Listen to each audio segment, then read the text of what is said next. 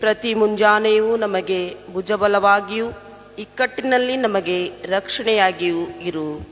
ನಮ್ಮ ಆರಂಭವು ತಂದೆ ಮಗ ಪರಿಶುದ್ಧಾತ್ಮನ ತ್ರಯೇಕ ನಾಮದಲ್ಲಿ ಉಂಟಾಗಲಿ. ಆಮೇನ್. ನಾವು ಕರ್ತನನ್ನ ಸ್ತುತಿಸುವ ಹಾಗೆ ಸಂಗೀತಗಳಲ್ಲಿ 65ನೇ ಸಂಗೀತದ 1 ಮತ್ತು 2ನೇ ಚರಣವನ್ನ ಹಾಡಿಕೊಳ್ಳೋಣ. ಸಂಗೀತಗಳಲ್ಲಿ 65.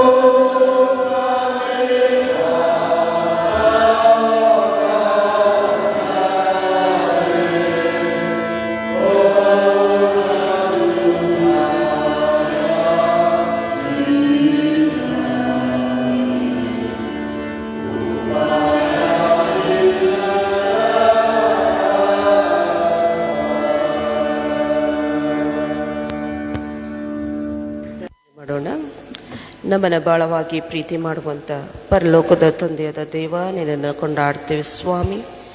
ಈ ಮುಂಜಾನೆಯ ವೇಳೆಯಲ್ಲಿ ಕರ್ತನೆ, ಈ ಚಿಕ್ಕ ಹಿಂಡ ಆಗಿ ಬಂದು ಕರ್ತನೆ ನಿನ್ನನ್ನು ಆರಾಧಿಸುವಂತೆ, ನಿನಗೆ ಘನಪಡಿಸುವಂತೆ, ನಿನ್ನ ಕೀರ್ತಿಸುವಂತೆ ಸ್ವಾಮಿ, ನಿನ್ನನ್ನು ಸ್ತುತಿಸುವಂತೆ ಕೊಟ್ಟಂಥ ಅವಕಾಶಕ್ಕಾಗಿ ಸ್ತೋತ್ರ ಕರ್ತನೆ. ಇಲ್ಲಿ ಕೂಡಿ ಬಂದಂಥ ಪ್ರತಿಯೊಬ್ಬೊಬ್ಬರನ್ನು ಹೇರಳವಾಗಿ ಆಶೀರ್ವದಿಸು, ಬಲಪಡಿಸು ಕರ್ತನೆ. ಈ ಮುಂಜಾನೆ ವೇಳೆಯಲ್ಲಿ ಕರ್ತನೆ, ಈ ಧ್ವನಿ ಪೆಟ್ಟಿಗೆಯನ್ನು ಕೇಳುವಂಥ ಪ್ರತಿಯೊಬ್ಬೊಬ್ಬರು ಸ್ವಾಮಿ ಆಶೀರ್ವಾದವನ್ನು ಹೊಂದಲಿಕ್ಕಾಗುವಂತೆ ಕೃಪೆಯನ್ನು ಅನುಗ್ರಹಿಸಪ್ಪ ಕರ್ತನೆ. ಸ್ವಾಮಿ, ಉದಯ ಕಾಲದಲ್ಲಿ ಕರ್ತನೆ ನಿನ್ನ ವಾಕ್ಯವನ್ನು ಕೇಳುವಂಥ ಈ ಸುಸಮಯವನ್ನು ನಮಗಾಗಿ ಕೊಟ್ಟಿದ್ದೆ, ಅದಕ್ಕಾಗಿ ಸ್ತೋತ್ರ ಸ್ವಾಮಿ. ನಾವು ಅಲ್ಪರು, ಅಯೋಗ್ಯರು ಕರ್ತನೆ, ಯಾವ ಗಣನೆಗೆ ಬಾರದವರಾದ ನಮ್ಮನ್ನು ಸ್ವಾಮಿ ನಿನ್ನ ಆಯ್ಕೆ ಮಾಡಿ ನಮ್ಮನ್ನು ಕರೆದಾತನು, ನಮ್ಮನ್ನು ಕೈ ಹಿಡಿದು ನಡೆಸುವಾತನು ನನಗಾಗಿ ಸ್ತೋತ್ರ ಸ್ವಾಮಿ. ನಮ್ಮ ಎಲ್ಲ ಕೆಲಸ ಕಾರ್ಯಗಳಲ್ಲಿ ನೀನು ಸಹಾಯಕನಾಗಿರು ಕರ್ತನೆ. ಬೆಳಗಿನ ಜಾವದಿಂದ ಸಾಯಂಕಾಲದವರೆಗೂ ಕರ್ತನೆ ನಡೆಯುವಂಥ ಎಲ್ಲ ಕೆಲಸ ಕಾರ್ಯಗಳಲ್ಲಿ ತಿರುಗಿ ಮತ್ತೆ ಸಾಯಂಕಾಲದಲ್ಲಿ ನಡೆಯುವಂಥ ಆರಾಧನೆಯಲ್ಲೂ ಸಹಿತ ಸ್ವಾಮಿ ನಮ್ಮೆಲ್ಲರನ್ನ ಕೈ ಹಿಡಿದು ನಡೆಸಪ್ಪ. ನಿನ್ನ ವಾಕ್ಯವನ್ನು ಸ್ವಾಮಿ ನಮ್ಮ ಹೃದಯದೆಲ್ಲ ಹದಲಿಗೆಯಲ್ಲಿ ಬರಲಿಕ್ಕಾಗುವಂತೆ ಕೃಪೆಯನ್ನು ಅನುಗ್ರಹಿಸು ಸ್ವಾಮಿ. ನಾವು ಒಂದು ಕಿವಿಯಿಂದ ಕೇಳಿ ಇನ್ನೊಂದು ಕಿವಿಯಿಂದ ಬಿಡದೆ ಸ್ವಾಮಿ ನಾವು ಗಟ್ಟಿಯಾಗಿ ನಿನ್ನನ್ನು ಆತುಕೊಂಡವರಾಗಿ, ನೀವು ನಮ್ಮನ್ನು ಸ್ವಾಮಿ ಬಲಗೈಯನ್ನು ಹಿಡಿಯುವಂಥ ದೇವರಾಗಿದ್ದೀರಿ, ಅದಕ್ಕಾಗಿ ಸ್ತೋತ್ರ ಕರ್ತನೆ. ಈ ದಿನದಲ್ಲಿ ವಾಕ್ಯ ಸಂದೇಶವನ್ನು ಸಾರುವಂಥ ನಿನ್ನ ಮಗನನ್ನು ನಿನ್ನ ಕೈಗೆ ಒಪ್ಪಿಸಿಕೊಡುತ್ತೇವೆ. ಅವರ ಮೂಲಕವಾಗಿ ನೀನು ಮಹಿಮೆಯನ್ನು ಹೊಂದು ಸ್ವಾಮಿ.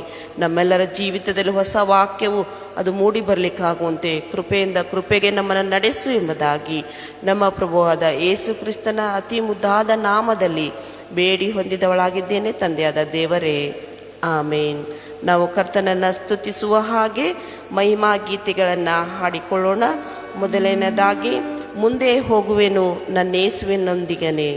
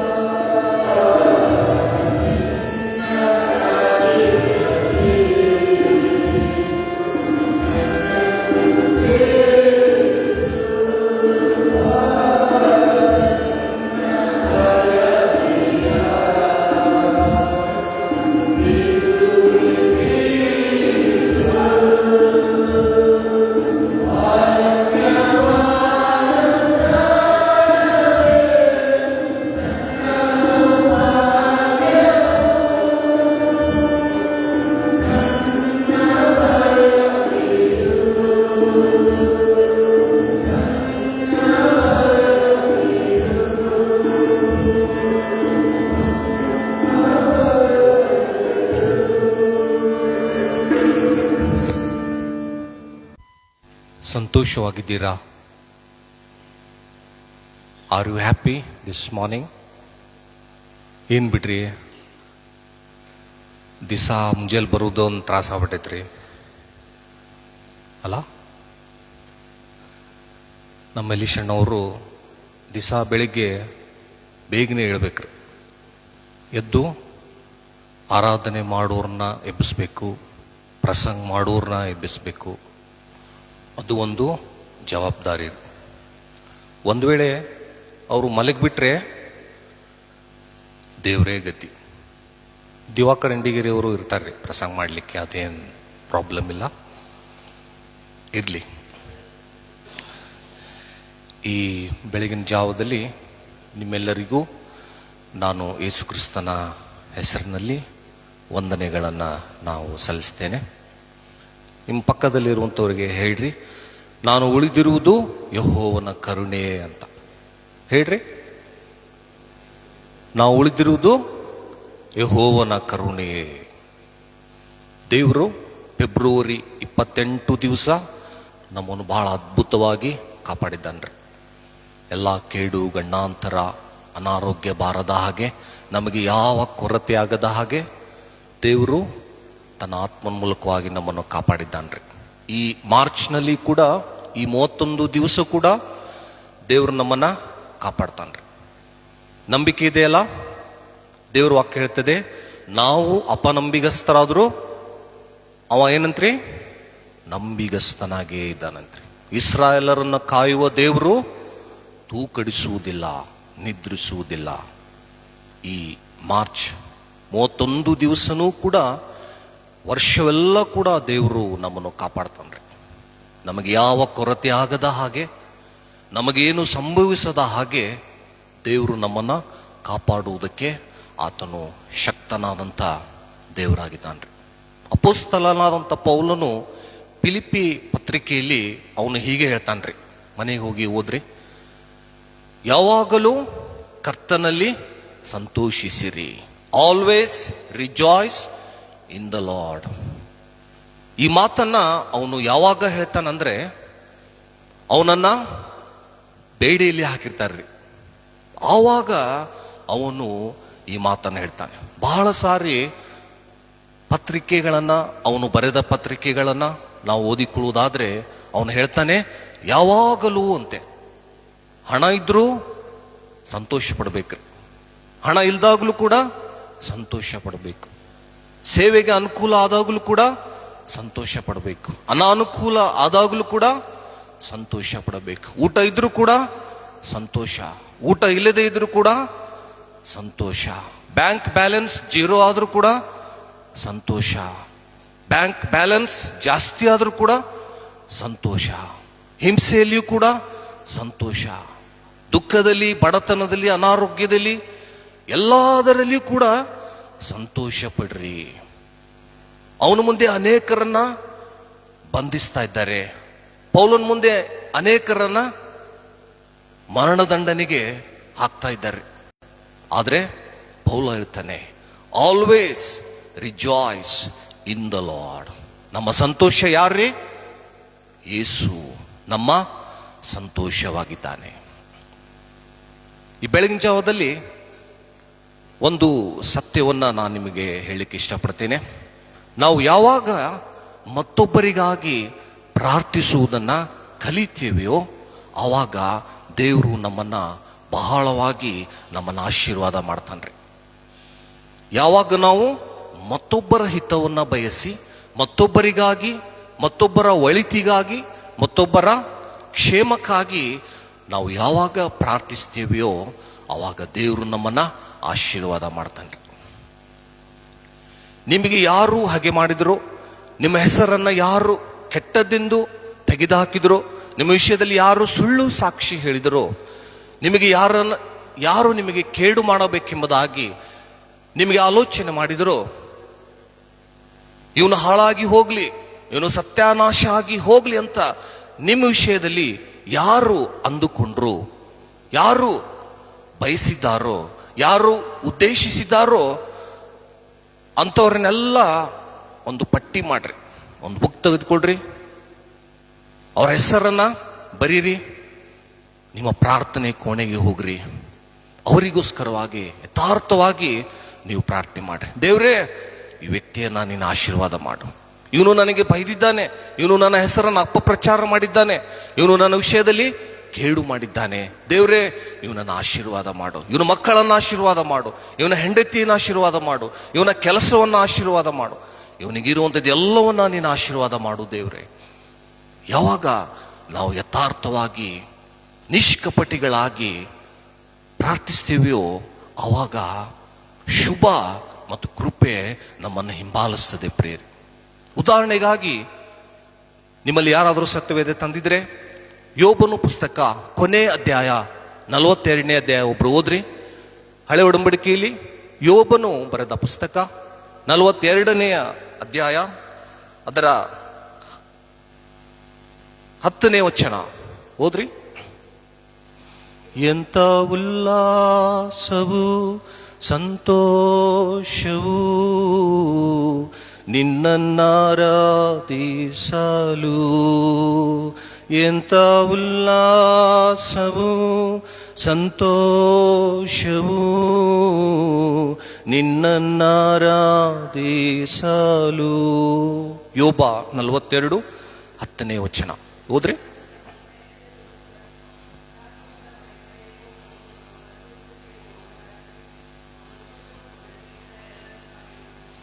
ಯೋಬನು ತನ್ನ ಸ್ನೇಹಿತರಿಗೋಸ್ಕರ ಪ್ರಾರ್ಥಿಸಿದ ಬಳಿಕ ದೇವರು ಅವನ ಏನು ಹೋಗಲಾಡಿಸಿದಂತ್ರಿ?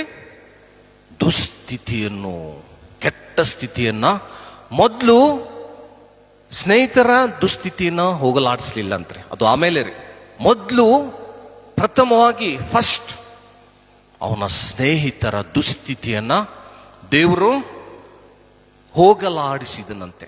ಮುಂದೆ ಹೇಳ್ತದೆ ಅವನನ್ನು 2ರಷ್ಟಾಗಿ ಹೆಚ್ಚಿಸಿದಂತೆ. ಎಷ್ಟರಷ್ಟು? 2ರಷ್ಟು ಅವನನ್ನು ಹೆಚ್ಚಿಸಿದಂತೆ. ಯೇಸ್ವಾಮಿ ಕೃಜಿ ಹಾಕುವಾಗ ಇಬ್ಬರು ಕಳ್ಳರ ಮಧ್ಯದಲ್ಲಿ ಆತನನ್ನು ತೂಗ ಹಾಕಲ್ಪಟ್ರು ಪ್ರಿಯರೇ. ಒಬ್ಬ ಕಳ್ಳ ಅಲ್ಲಿರುವಾಗಲೂ ಕೂಡ ಜೀವಮಾನವೆಲ್ಲ ಕಳ್ಳತನ ಮಾಡಿ ದುಷ್ಟತನ ಮಾಡಿ ಶಿಲ್ಬೆಗೆ ಅವನನ್ನು ಹಾಕಿದಾಗಲೂ ಕೂಡ ಯೇಸುವನ್ನ ನಿಂದಿಸ್ತಾ ಇದ್ದಾನೆ. ಆದರೆ ಇನ್ನೊಬ್ಬ ಕಳ್ಳ, ನಾವಾದರೂ ಕೆಟ್ಟದ್ದನ್ನು ಮಾಡಿದ್ದೇವೆ, ಇವನಾದರೂ ಏನು ಮಾಡಿದ್ದಾನೆ, ಇಂಥ ಸಮಯದಲ್ಲಿ ಕೂಡ ನೀನು ಇದನ್ನು ಬಿಡುವುದಿಲ್ಲವೋ ಎಂಬುದಾಗಿ ಇನ್ನೊಬ್ಬ ಕಳ್ಳ ಹೇಳ್ತಾ ಇದ್ದಾನ್ರಿ. ಆಗ ಇನ್ನೊಬ್ಬ ಕಳ್ಳ ಹೇಳ್ತಾನೆ, ಯೇಸುವೆ, ನಿನ್ನ ರಾಜ್ಯವನ್ನು ಪಡೆದವನಾಗಿ ನೀನು ಬರುವಾಗ ನನ್ನನ್ನು ನೆನೆಸಿಕೋ. ಅವಾಗ ಯೇಸ್ವಾಮಿ ಹೇಳ್ಬೋದಿತ್ರಿ ಅವನಿಗೆ, ಏ ಕಳ್ಳ, ಜೀವಮಾನವೆಲ್ಲ ನೀನು ಕಳ್ಳತನ ಮಾಡಿ ಮತ್ತೊಬ್ಬರ ಮನೆಯನ್ನ ಲಪಟಾಯಿಸಿ ದುಷ್ಟತನ ಮಾಡಿ ಈಗ ನನ್ನನ್ನು ಬೇಡ್ತಾ ಇದೀಯಾ? ನಾನೆಂಥವನು? ನನ್ನ ವ್ಯಕ್ತಿತ್ವ ಎಂಥದ್ದು? ನೀನು ಯಾರು? ನಿನ್ನನ್ನು ನೆನೆಸ್ಕೋಬೇಕಾ ನಾನು ಅಂತ ಹೇಳಿದನಾ? ಏನಂದರಿ? ಈ ಹೊತ್ತೇ ನನ್ನ ಸಂಗಡ ಪರದೈಸಿನಲ್ಲಿರುವಿ. ದ ಲಾಸ್ಟ್ ಮೂಮೆಂಟ್, ಕೊನೆ ಗಳಿಗೆಯಲ್ಲಿದ್ದಾನ್ರಿ ಕಳ್ಳ. ಇನ್ನೇನು ಸಾಯುವ ಸ್ಥಿತಿಯಲ್ಲಿದ್ದಾಗ ಈ ಹೊತ್ತೇ ನನ್ನ ಸಂಗಡ ಪರದೈಸಿನಲ್ಲಿ ಇರುವಿ. ಪ್ಯಾರಡೈಸ್ ಮೇಲೆ ಇರುವಂಥದ್ದಾಗಿದೆ ರೀ ಅದು. ಎಷ್ಟು ಅದ್ಭುತವಾದಂಥ ವ್ಯಕ್ತಿ. ಅಲ್ಲಿ ಕೂಡ ಯೇಸುವು ಅವನಿಗೆ ಒಳ್ಳೆಯದನ್ನು ಮಾಡುವುದನ್ನು ನಾವು ನೋಡಿಕೊಳ್ತೇವೆ. ಒಬ್ಬ ಕಳ್ಳ ನಿತ್ಯವಾದ ನರಕಕ್ಕೆ ಹೋದ, ಇನ್ನೊಬ್ಬ ಕಳ್ಳ ನಿತ್ಯ ಜೀವಕ್ಕೆ ಹೋದನು ಅಂತ ನಾವು ಸತ್ಯವೇದದಲ್ಲಿ ನಾವು ನೋಡಿಕೊಳ್ತೇವೆ ಪ್ರೇರೆ. ಯಾವಾಗ ನಾವು ಮತ್ತೊಬ್ಬರಿಗೋಸ್ಕರವಾಗಿ ಪ್ರಾರ್ಥಿಸ್ತೀವಿ, ಅವನು ನನಗೆ ಕೇಡು ಮಾಡಿದ್ದಾನೆ, ನಾನೂ ಅವನಿಗೆ ಕೇಡು ಮಾಡ್ತೇನೆ. ಅವನು ನನ್ನ ದಾರಿಗೆ ಅಡ್ಡಗೊಟ್ಟಿದ್ದಾನೆ, ನಾನೂ ಅವನಿಗೆ ಅಡ್ಡಗಡ್ತೇನೆ. ಅವನು ನನ್ನನ್ನು ದ್ವೇಷಿಸ್ತಾನೆ, ನಾನು ಬೀಳಬೇಕಂತ ಅವನು ಪ್ರಯತ್ನ ಮಾಡ್ತಾನೆ.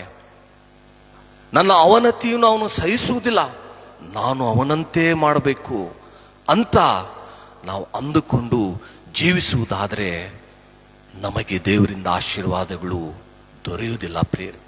ನಮ್ಮ ದುಸ್ಥಿತಿ ಹಾಗೇ ಇರ್ತಿದೆ. ನಮಗೆ ತಿಳಿಯದ ಹಾಗೆ ನಮ್ಮನ್ನು ನಾವೇ ವಂಚನೆಯನ್ನ ಮಾಡಿಕೊಳ್ತೇವೆ ಪ್ರಿಯರೇ.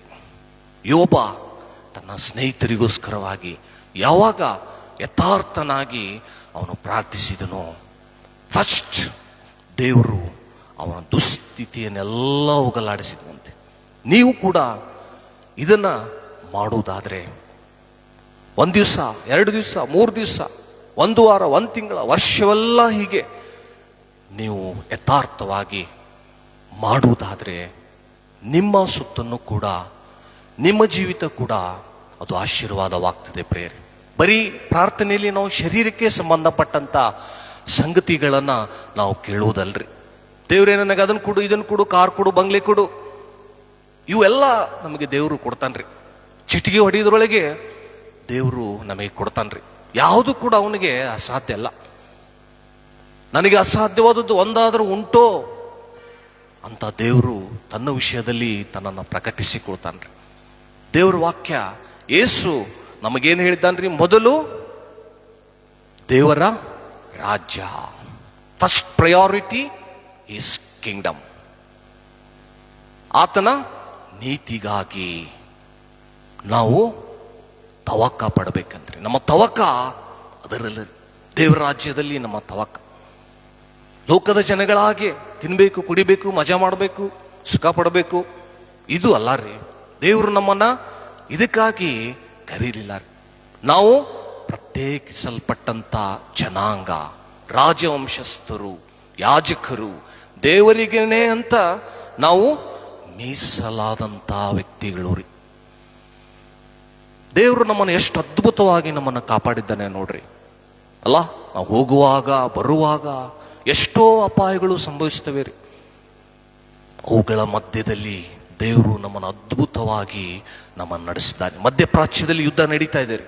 ಎಷ್ಟೋ ಸಾವು ನೋವುಗಳು ಸಂಭವಿಸಿವೆ. ಯಾವಾಗ ಸಭೆ ಇದಕ್ಕೋಸ್ಕರವಾಗಿ ಪ್ರಾರ್ಥಿಸ್ತದೋ ದೇವರು ನಮ್ಮ ಪ್ರಾರ್ಥನೆ ಕೇಳ್ತಾನ್ರಿ. ಯುದ್ಧವನ್ನ ಬರೋ ದಿವಸಗಳಲ್ಲಿ ನಿಲ್ಲಿಸ್ತಾನ್ರಿ. ನಾವು ಸಭೆಯಾದಂಥ ನಾವು, ಇದು ಸಭೆಯ ಕಾಲವಾಗಿದೆ ಪ್ರಿಯರೇ. ಸಭೆ ಯಾವಾಗ ಇಂಥ ವಿಷಯಗಳಿಗಾಗಿ ಪ್ರಾರ್ಥನೆ ಮಾಡ್ತದೋ ದೇವರು ನಮ್ಮ ಪ್ರಾರ್ಥನೆಯನ್ನು ಕೇಳಿ ಆತನು ಪರಿಸ್ಥಿತಿಗಳನ್ನ ನಿಯಂತ್ರಿಸ್ತಾನ್ರಿ. ಸಭೆಯ ಅತ್ಯಾಸಕ್ತಿಯುಳ್ಳ ವಿಜ್ಞಾಪನೆ ಬಹುಬಲವಾಗಿದೆ ಅಂತೀರಿ. ಪೇತ್ರನನ್ನು ಸೆರೆಮನೆಯಲ್ಲಿ ಹಾಕಿದ್ದಾರೆ. ಆದ್ರೆ ಇವ್ರು ಏನ್ ಮಾಡ್ತಾ ಇದ್ದಾರೆ? ಮಲಗಿದ್ದಾರ? ಪ್ರಾರ್ಥನೆ ಮಾಡ್ತಾ ಇದ್ದಾರೆ. ಎಚ್ಚರವಾಗಿದ್ದು ಪ್ರಾರ್ಥನೆಯನ್ನ ಮಾಡ್ತಾ ಇದ್ದಾರೆ. ಪೌಲಸೀಲರನ್ನ ಸೆರೆಮನೆಯಲ್ಲಿ ಹಾಕಿದ್ದಾರೆ. ಅವ್ರನ್ನ ಕಾಯುವುದಕ್ಕೆ ಅನೇಕ ಕಾವಲುಗಾರನಿಟ್ಟಿದ್ದಾರೆ. ಇವ್ರು ಏನ್ ಮಾಡ್ತಾ ಇದ್ದಾರೆ? ಮಧ್ಯರಾತ್ರಿಯಲ್ಲಿ ದೇವರಿಗೆ ಸ್ತುತಿ ಪದಗಳನ್ನ ಹಾಡ್ತಾ ಇದ್ದಾರೆ. ಎಷ್ಟು ಅದ್ಭುತವಾದ ಜೀವನ ರೀ. ಹಣ್ಣುಗಾಯಿ ನೀರ್ಗಾಯಿ ಆಗುವಷ್ಟು ಹೊಡೆದಿದ್ದಾರೆ. ಅವ್ರಿಗೆ ಇಬ್ಬರಿಗೆ ಚಲೋ ಹೊಡೆದಿದ್ದಾರೆ. ಅನೇಕ ಗಾಯಗಳಾಗಿವೆ, ರಕ್ತ ಸೋರ್ತಾ ಇದೆ, ಮೈ ತುಂಬ ಗಾಯ, ನೋವಾಗಿದೆ. ಅವರು ಮಲಗಿಕೊಳ್ಬೋದಿತ್ರಿ. ಆ ಡಾಕ್ಟರ್ನ ಈ ಡಾಕ್ಟರ್ಗೆ ಫೋನ್ ಮಾಡಿ ಅವರು ಕರಿಬೋದಿತ್ರಿ. ನನಗೆ ಬಹಳ ತ್ರಾಸಾಗಿದ್ದೀರಿ, ಬರ್ರಿ, ನಾನು ನೋಡ್ಬರ್ರಿ, ಮೈಯೆಲ್ಲ ನೋವಾಗಿದೆ, ಹೊಡೆದಿದ್ದಾರೆ ನನ್ನನ್ನ. ಆದರೆ ಅವರು ಏನು ಮಾಡಲಿಲ್ಲ ಪ್ರೇರೆ. ದೇವರಿಗೆ ಅಂಥ ನೋವಿನಲ್ಲಿಯೂ ಕೂಡ, ಅಂಥ ಹಿಂಸೆಯಲ್ಲಿ ಕೂಡ, ಅಂಥ ಗಾಯಗಳಲ್ಲಿ ಕೂಡ ಮಧ್ಯರಾತ್ರಿಯಲ್ಲಿ ದೇವರಿಗೆ ಸ್ತುತಿ ಪದಗಳನ್ನ ಅವರು ಹಾಡ್ತಾ ಇದ್ದಾರೆ.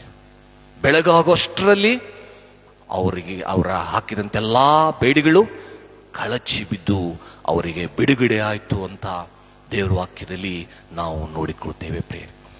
ಆದ ಕಾರಣ ಈ ಸಮಯದಲ್ಲಿ ನಿಮ್ಮನ್ನ ನಾನು ಬೇಡಿಕೊಳ್ಳುವುದೇನೆಂದರೆ, ಕೇಳಿಕೊಳ್ಳುವುದೇನೆಂದರೆ, ನಿಮಗೆ ಯಾರು ಕೇಡು ಮಾಡಿದ್ದಾರೋ, ನಿಮಗೆ ಯಾರು ಹಿಂಸಿಸಿದ್ದಾರೋ ಅವರ ಹೆಸರನ್ನ ಪಟ್ಟಿ ಮಾಡ್ರಿ. ಅವರಿಗೋಸ್ಕರವಾಗಿ, ಅವರ ಮೇಲಿಗೋಸ್ಕರವಾಗಿ, ಅವರ ಒಳ್ಳೆಯದಕ್ಕೋಸ್ಕರವಾಗಿ ನೀವು ಪ್ರಾರ್ಥನೆ ಮಾಡ್ರಿ. ಯೇಸುಸ್ವಾಮಿ ಮತ್ತಾಯ 5ನೇ ಅಧ್ಯಾಯದಲ್ಲಿ ಆತನು ಹೇಳ್ತಾನೆ. ಓದ್ರಿ ಒಬ್ರು ಯಾರಾದ್ರು? 5:11 ವಚನ. ಮತ್ತಾಯ 5:11 ವಚನ. ಬೇಗ ನೀವು ಓದ್ರಿ.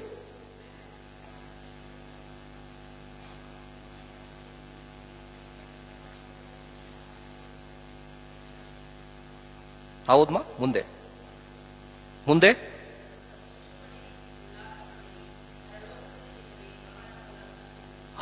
ನನ್ನ ನಿಮಿತ್ತವಾಗಿ ಜನರು ನಿಮ್ಮನ್ನ ಹಿಂಸೆ ಪಡಿಸಿದರೆ, ನಿಮ್ಮ ಮೇಲೆ ಕೆಟ್ಟ ಮಾತುಗಳನ್ನು ಹೊರಿಸಿದರೆ, ಸುಳ್ಳಾಗಿ ಹೊರಿಸಿದರೆ, ನಿಮ್ಮ ಮೇಲೆ ಅಪರಾಧ ಹೊರಿಸಿದರೆ ನೀವೇನ್ ಮಾಡ್ಬೇಕಂತೆ?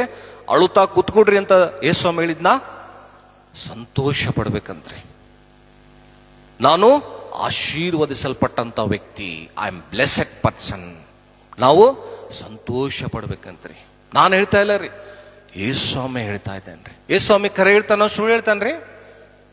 ಆತನು ಸತ್ಯವನ್ನೇ ಹೇಳ್ತಾನ್ರಿ. ಭೂಮಿ ಆಕಾಶಗಳು ಅಳಿದು ಹೋಗ್ತವೆ, ನನ್ನ ಮಾತುಗಳು ಎಂದಿಗೂ ಅಳಿದು ಹೋಗುವುದಿಲ್ಲ. ಕುಣಿದಾಡಬೇಕಂತೀರಿ ನಾವು. ಏನ್ ಮಾಡ್ಬೇಕಂತೆ? ಕುಣಿದಾಡಬೇಕಂತೆ. ಯಾಕೆ? ಜನರು ಯಾವಾಗ ನಮ್ಮನ್ನು ಹಿಂಸಿಸ್ತಾರೋ, ನಮ್ಮ ಮೇಲೆ ಕೆಟ್ಟ ಕೆಟ್ಟ ಮಾತುಗಳನ್ನು ಹೊರಿಸ್ತಾರೋ, ಅವಾಗ ನಾವು ಕುಣಿದಾಡಬೇಕಂತೆ. ಯಾವ ವ್ಯಕ್ತಿಗೆ ಕೆಟ್ಟ ಕೆಟ್ಟ ಮಾತುಗಳನ್ನು ಜನರು ಹೊರಿಸುವುದಿಲ್ಲವೋ ಅವನು ನಿಜವಾಗಿಯೂ ಕ್ರಿಸ್ತನ ಮಗನಲ್ಲ ಪ್ರೇರೆ. ಇದನ್ನು ನಾವು ತಿಳ್ಕೊಳ್ಬೇಕು. ಯಾವಾಗ ಒಬ್ಬ ವ್ಯಕ್ತಿಗೆ ನಿಂದನೆಗಳು, ಅಪಾದನೆಗಳು, ಸುಳ್ಳಾದ ಮಾತುಗಳು ಬರ್ತವೆಯೋ ಅವಾಗ ಅವನು ತಿಳ್ಕೊಳ್ಬೇಕು, ಹಾಗಾದ್ರೆ ನಾನು ಕ್ರಿಸ್ತನ ಮಗನು, ನಾನು ಸಂತೋಷ ಪಡ್ತೇನೆ. ಯಾಕೆ? ಪರಲೋಕದಲ್ಲಿ ನನಗೆ ಬಹಳ ಫಲ ಸಿಗ್ತದಂತೆ. ಸ್ವಲ್ಪ ಅಲ್ಲ ರೀ, ಬಹಳ ಫಲ ಸಿಗ್ತದೆ ಅಂತ ಈ ಸ್ವಾಮಿ ಇಲ್ಲಿ ಹೇಳುವಂಥದ್ದನ್ನ ನಾವು ನೋಡಿಕೊಳ್ಳುವಂಥವರಾಗಿದ್ದೀವಿ ಪ್ರೇರೆ. ಆದ ಕಾರಣ ನಿಮ್ಮ ಜೀವಿತದಲ್ಲಿ ಕೂಡ ಇದನ್ನು ಅಭ್ಯಾಸ ಮಾಡಿಕೊಡ್ರಿ. ಪ್ರಾರಂಭದಲ್ಲಿ ಬಹಳ ಕಷ್ಟ ಅನಿಸ್ತಿದ್ರಿ, ಸುಲಭ ಅಲ್ಲ. ಇದು ಹೇಳಿದಷ್ಟು ಸುಲಭ ಇದು ಅಲ್ಲ ರೀ, ಬಹಳ ಕಷ್ಟ. ಅವನು ನನಗೆ ಹೀಗೆ ಮಾಡಿದ್ದಾನ್ರಿ, ಒಂದು ಕಾಲದಲ್ಲಿ ನನಗೆ ಹೀಗೆ ಮಾಡಿದ್ದಾನೆ, ಹೀಗಂದಿದ್ದಾನು, ಅವನಿಗೋಸ್ಕರವಾಗಿ ನಾನು ಪ್ರಾರ್ಥಿಸ್ಬೇಕಾ? ಅವನ ಮೇಲಿಗಾಗಿ ನಾನು ದೇವರನ್ನು ಪ್ರಾರ್ಥಿಸ್ಬೇಕಾ? ನೆವರ್. ಅಸಾಧ್ಯ ರೀ ಇದು. ಇದು ನನ್ನಿಂದ ಸಾಧ್ಯ ಇಲ್ಲ ರೀ. ಆದ್ರೆ ನಿನಗೆಲ್ಲ ಸಾಧ್ಯ. ಮನಸ್ಸು ಮಾಡಿದ್ರೆ ಎಲ್ಲವೂ ನಿನಗೆ ಸಾಧ್ಯ. ಮತ್ತು ನಿನ್ನ ದುಸ್ಥಿತಿಯನ್ನ ಹೋಗಲಾಡಿಸುವುದಕ್ಕೆ ದೇವರು ಯಾವಾಗಲೂ ಆತನು ಇಚ್ಛೆ ಪಡುವಂತವನಾಗಿದ್ದಾನೆ. ನಿನಗಿರುವಂತ ಸ್ವತ್ತನ್ನ ಆತನು ಹೆಚ್ಚಿಸುವುದಕ್ಕೆ, ನಿನ್ನ ಜೀವಿತದಲ್ಲಿ ಶುಭಗಳನ್ನು, ಕೃಪೆಗಳನ್ನು ಕೊಡುವುದಕ್ಕೆ ಆತನು ಯಾವಾಗಲೂ ಇಷ್ಟವುಳ್ಳಂಥ ನಮ್ಮ ಪರಲೋಕದ ತಂದೆ ಆತನಾಗಿದ್ದಾನೆ ಪ್ರೇರೆ.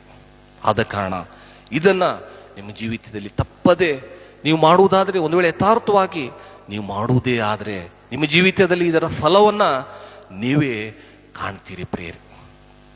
ಹೀಗಾಗುವಂತೆ ದೇವರು ತನ್ನ ಆತ್ಮನ ಮೂಲಕವಾಗಿ ನಮ್ಮೆಲ್ಲರಿಗೆ ಸಹಾಯ ಮಾಡಲಿ.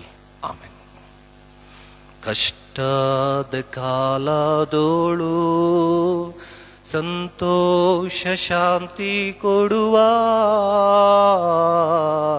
ಕಷ್ಟದ ಕಾಲದೋಳು ಸಂತೋಷ ಶಾಂತಿ ಕೊಡುವ, ಕಾರ್ಮೋಡದಂತೆ ಕಷ್ಟವು ಬರುವಾಗ ನಿನ್ನನ್ನು ಕನಿಕರಿಸಿ ಕಾಪಾಡುವ, ಕಾರ್ಮೋಡದಂತೆ ಕಷ್ಟವು ಬರುವಾಗ ನಿನ್ನನ್ನು ಕನಿಕರಿಸಿ ಕಾಪಾಡುವ, ಕಣ್ಣೀರಿನಿಂದ ಬರಲು ಸಂಪೂರ್ಣವರಸಿ ಬಿಡುವ, ಕಣ್ಣೀರಿನಿಂದ ಬರಲು ಸಂಪೂರ್ಣವರಸಿ ಬಿಡುವ, ಯಾರೇ ಆಗಿದ್ದರೂ ಭೇದವಿಲ್ಲದೆ ಕೃಪೆಯಿಂದ ನಿನ್ನನ್ನು ಕಾಪಾಡುವ, ಯಾರೇ ಆಗಿದ್ದರೂ ಭೇದವಿಲ್ಲದೆ ಕೃಪೆಯಿಂದ ನಿನ್ನನ್ನು ಆದರಿಸುವ, ಯೇಸು ಕರೆಯುತ್ತಾನೆ, ಯೇಸು ಕರೆಯುತ್ತಾನೆ, ಹಂಬಲದಿಂದ ತನ್ನ ಹಸ್ತವ ನೀಡಿ ಯೇಸು ಕರೆಯುತ್ತಾನೆ, ಹಂಬಲದಿಂದ ತನ್ನ ಹಸ್ತವ ನೀಡಿ ಯೇಸು ಕರೆಯುತ್ತಾನೆ, ಯೇಸು ಕರೆಯುತ್ತಾನೆ, ಯೇಸು ಯೇಸು ಕರೆಯುತ್ತಾನೆ.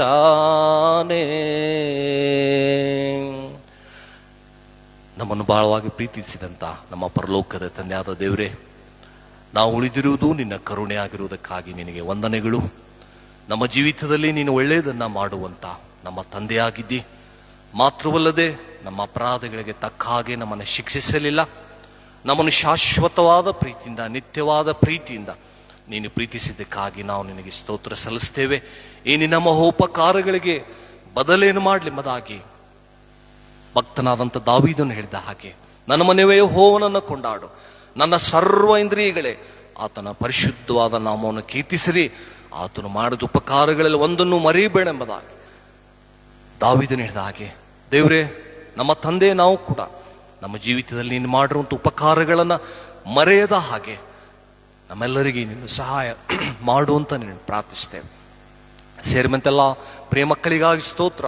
ಅವರ ಆಶೀರ್ವಾದ ಮಾಡು, ಬಲಪಡಿಸು, ಅವರ ದುಸ್ಥಿತಿಯನ್ನು ಹೋಗಲಾಡಿಸಿ, ಅವರ ಸೊತ್ತನ್ನು, ಅವ್ರಿಗಿರುವಂಥ ಎಲ್ಲವುಗಳನ್ನು ನೀನು ಹೆಚ್ಚಿಸು. ಶುಭ ಕೃಪೆ ನಿನ್ನ ಮಕ್ಕಳ ಜೀವಿತದಲ್ಲಿ ಹಿಂಬಾಲಿಸಲಿ ಅಂತ ಪ್ರಾರ್ಥಿಸ್ತೇವೆ. ಯಾರು ಅನಾರೋಗ್ಯದಲ್ಲಿದ್ದಾರೋ ಅವರಿಗೆ ಬೇಕಾದಂಥ ಆರೋಗ್ಯದಾಯಕನಾದಂಥ ನೀನು ನಿನ್ನ ಆರೋಗ್ಯವನ್ನ ಅವರಿಗೆ ಅನುಗ್ರಹಿಸಿಕೊಡು. ಬಲಹೀನತೆಯಲ್ಲಿ ನಿನ್ನ ಬಲ ಅವರ ಜೀವಿತದಲ್ಲಿ ಪೂರ್ಣ ಸಾಧಕವಾಗ್ಲಿಕ್ಕಾಗುವಂತೆ ನೀನು ಸಹಾಯ ಮಾಡಂತ ಪ್ರಾರ್ಥಿಸ್ತೇವೆ. ಲೋಕದಲ್ಲಿ ಶಾಂತಿಯನ್ನ, ಸಮಾಧಾನವನ್ನು ಅನುಗ್ರಹಿಸಿಕೊಡು. ಯುದ್ಧವನ್ನು ನಿಲ್ಲಿಸಿಬಿಡುವಂತ ದೇವರೇ, ಭೂಲೋಕದಲ್ಲಿ ಸಮಾಧಾನವನ್ನ ನೀನು ಸ್ಥಾಪಿಸುವಂತ ನಿನ್ನ ಪ್ರಾರ್ಥಿಸ್ತೇವೆ. ನಿನ್ನ ವಾಕ್ಯ ಕೇಳಿದಂತ ಪ್ರತಿಯೊಬ್ಬೊಬ್ಬರಿಗಾಗಿ ನಿನಗೆ ಸ್ತೋತ್ರ. ನಿನ್ನ ಹೆಜ್ಜೆ ಜಾಡಿನಲ್ಲೇ ಯೇಸುವೆ ನಾವು ನಡೀಲಿಕ್ಕಾಗುವಂತೆ ನೀನು ನಮಗೆ ಮಾದರಿಯನ್ನು ತೋರಿಸಿ ಓದಿ, ಅದೇ ಮಾದರಿಯನ್ನ ನಾವು ಅನುಸರಿಸಲಿಕ್ಕಾಗುವಂತೆ, ಮತ್ತೊಬ್ಬರ ಒಳಿತಿಗಾಗಿ ಪ್ರಾರ್ಥಿಸ್ಲಿಕ್ಕಾಗುವಂತೆ, ಮತ್ತೊಬ್ಬರ ಮೇಲೆಗಾಗಿ ನಾವು ಪ್ರಾರ್ಥನೆ ಮಾಡ್ಲಿಕ್ಕಾಗುವಂತ ಮನಸ್ಸನ್ನ ನಮ್ಮೆಲ್ಲರಿಗೆ ನೀನು ಅನುಗ್ರಹಿಸುವಂತ ನೀನು ಪ್ರಾರ್ಥಿಸ್ತೇವೆ. ನಿನ್ನ ಮಕ್ಕಳು ಒಂದು ದೊಡ್ಡ ಸಮಾಧಾನದಿಂದ, ದೊಡ್ಡ ಶಾಂತಿಯಿಂದ ಲೋಕದೊಳಕ್ಕೆ ಇಲ್ಲಿಂದ ಹೊರಟು ಹೋಗ್ಲಿಕ್ಕಾಗುವಂತೆ, ಎಲ್ಲಾ ಗ್ರಹಿಕೆಯನ್ನು ಮೀರುವಂತ ನಿನ್ನ ಶಾಂತಿ, ಸಮಾಧಾನ ನಿನ್ನ ಮಕ್ಕಳ ಸಂಗಡ ಇದ್ದುಕೊಂಡು ಮುಂದೆ ನಡೆಸಲಿ ಅಂತ ನಮ್ಮ ಸಭೆಯಲ್ಲಂತ ಎಲ್ಲ ಕುಟುಂಬಗಳನ್ನು ನಿನ್ನ ಆಶೀರ್ವಾದ ಮಾಡುವಂತ ಪ್ರಾರ್ಥಿಸ್ತಾ, ಘನಮಾನ ಮಹಿಮೆಗಳನ್ನು ನಿನಗೆ ಸಲ್ಲಿಸ್ತಾ ಈ ಪ್ರಾರ್ಥನೆಯನ್ನು ಯೇಸುವೆ ನಿನ್ನ ಪರಿಶುದ್ಧವಾದ ನಾಮದಲ್ಲಿ ಬೇಡಿ ಹೊಂದಿದ್ದೇವೆ ನಮ್ಮ ಪ್ರಿಯ ತಂದೆಯೇ, ಆಮೆನ್.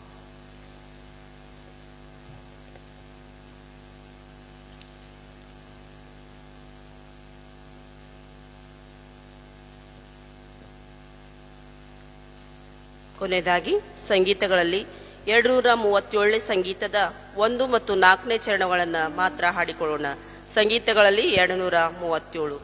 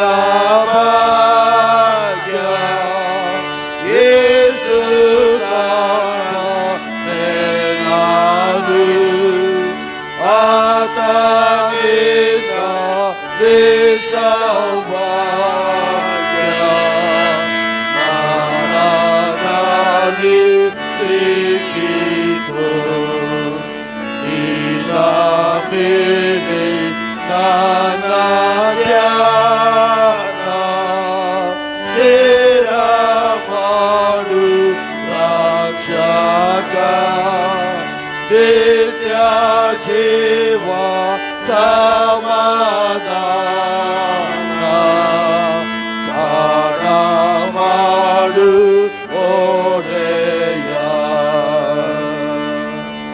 ಕರ್ತನು ಕಲಿಸಿಕೊಟ್ಟ ಪ್ರಾರ್ಥನೆಯನ್ನ ನಾವೆಲ್ಲರೂ ಪದ್ಯ ರೂಪದಲ್ಲಿ ಹೇಳಿಕೊಳ್ಳೋಣ.